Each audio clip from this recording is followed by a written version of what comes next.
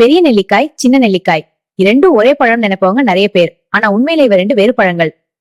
பெரிய நெல்லிக்காய் என்பது இந்தியன் கூஸ்பெரி, சின்ன நெல்லிக்காய் என்பது ஸ்டார் கூஸ்பெரி. ரெண்டும் டேஸ்டிலும் நியூட்ரிஷனிலும் வேறுபாடு உள்ளது. பெரிய நெல்லிக்காயின் சயின்டிபிக் நேம் பிலாந்தஸ் எம்பிலிகா. இததான் ஆம்லா அல்லது இந்தியன் கூஸ்பெரி என்று சொல்வார்கள். இதன் அடையாளங்கள்: அளவு பெரியது, நிறம் லைட் பச்சை, வட்ட வடிவத்துல பிரிவு கோடுகளோட இருக்கும். இதன் சுவை புளிப்பு முதல் லேசான கசப்பு வரை இருக்கும். அதனால் இதை ஜூஸ் அல்லது பிக்கல் அதிகம் பயன்படுத்துவார்கள்.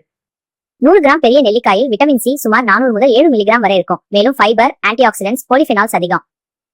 இதனால் immunity boost, liver protection, hair growth support, skin collagen production கூட கிடைக்கும். இப்போது சின்ன நெல்லிக்காய். இத சயின்டிபிக் நேம் பிலாந்தஸ் அசிடஸ்.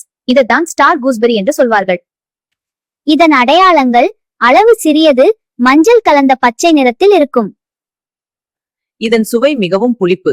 அதனால் வில்லேஜ் ரெசிபீஸ்ல பிக்கல் அல்லது சட்னியாக பயன்படுத்துவார்கள். 100 கிராம் சின்ன நெல்லிக்காயில் விட்டமின் சி மாடரேட் அளவு இருக்கும். மேலும் ஆர்கானிக் ஆசிட்ஸ் மற்றும் ஃபைபர் மாடரேட் அளவு இருக்கும். நியூட்ரிஷன் பார்க்கும்போது பெரிய நெல்லிக்காய் சூப்பர் ஃபுட் லெவல், சின்ன நெல்லிக்காய் நல்லது, ஆனா நியூட்ரிஷன் கம்பேரிட்டிவ்லி குறைவு. பெரிய நெல்லிக்காயில டானின்ஸ் மற்றும் பாலிஃபெனால்ஸ் அதிகம். இதனால் விட்டமின் சி ஹீட் ஸ்டேபிளாக இருக்கும். அதனால ஆயுர்வேதாவிலே அம்ல மொக்கரி பழம். சுருக்கமாக சொன்னால் பெரிய நெல்லிக்காய் சூப்பர் ஃபுட், சின்ன நெல்லிக்காய் சவர் ஃப்ரூட், ஆனால் நியூட்ரிஷன் குறைவு.